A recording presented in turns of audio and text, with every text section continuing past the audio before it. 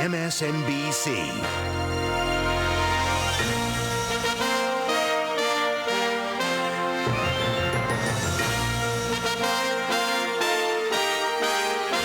Is a Decision 2008 special, the Democratic presidential candidates debate. From Drexel University in Philadelphia, here is Brian Williams. And from the Drexel campus in Philly, good evening. Brian Williams with Tim Russert. We have thanked our hosts for this evening. We have thanked the candidates for being here. We should get started. Senator Obama, we'll begin with you.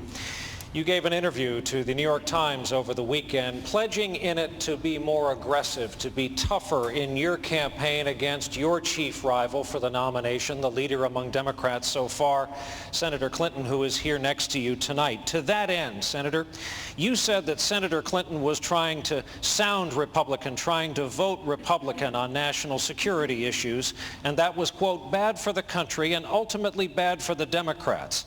That is a strong charge, as you're aware. Specifically, what are the issues where you, Senator Obama, and Senator Clinton have differed, where you think she has sounded or voted like a Republican?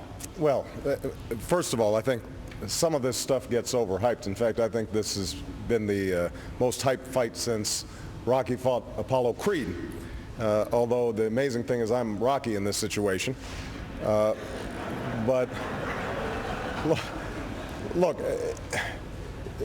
we have big challenges. We're at war. The country is struggling with issues like rising health care. We've got major global challenges like climate change. And that's going to require big, meaningful change. And I'm running for president because I think that the way to bring about that change is to offer some sharp contrasts with the other party. I think it means that we bring people together to get things done. I think it means that we push against the special interests that are holding us back. And most importantly, I think it requires us to be honest about the challenges that we face. It does not mean, I think, changing positions whenever it's politically convenient. And Senator Clinton, in her campaign, I think has been for NAFTA previously. Now she's against it. She has taken one position on torture several months ago, and then most recently has taken a different position. She voted for a war to authorize sending troops into Iraq, and then later said this was a war for diplomacy. I don't think that now that may be politically savvy, but I don't think that it offers the clear contrast that we need. I think what we need right now is honesty with the American people about where we would take the country. That's how I'm trying to run my campaign. That's how I will be as president. Senator Clinton, rebuttal. Well, I don't think the Republicans got the message that I'm voting and sounding like them. If you watched their debate last week, I seem to be the topic of great conversation and consternation, and that's for a reason, because I have stood against George Bush and his failed policies. They want to continue the war in Iraq. I want to end it. The Republicans are waving their sabers and talking about going after Iran. I want to prevent a rush to war. On every issue, from health care for children to an energy policy that puts us on the right track to deal with climate change and make us more secure, I have been standing against the Republicans, George Bush and Dick Cheney, and I will continue to do so, and I think Democrats know that. Senator, thank you. Tim Russert.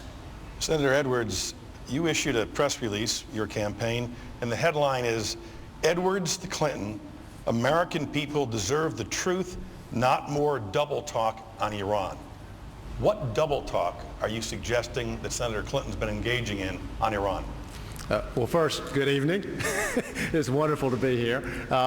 Let me talk a little bit about what I see as the choice that voters have. I think that from my perspective, President Bush over the last 7 years has destroyed the trust relationship between America and his president. In fact, I think he's destroyed the trust relationship between the President of the United States and the rest of the world.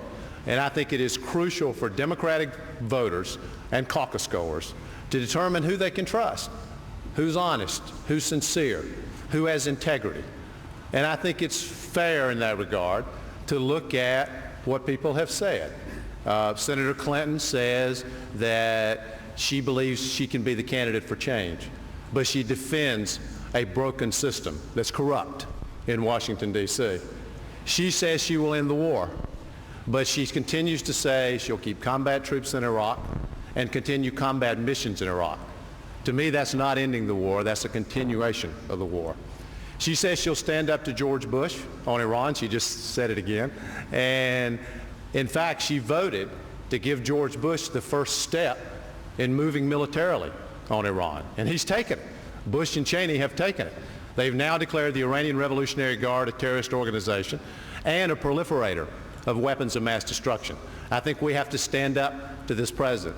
And then finally, she said in our last debate that she was against any changes on Social Security, benefits, retirement age, or raising the cap on the Social Security tax.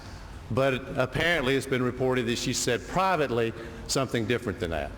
And I think the American people, given this historic moment in our country's history, deserve a President of the United States that they know will tell them the truth and won't say one thing one time and something different at a different time. You stand behind the word double talk. I do. Senator Clinton. Well, I think that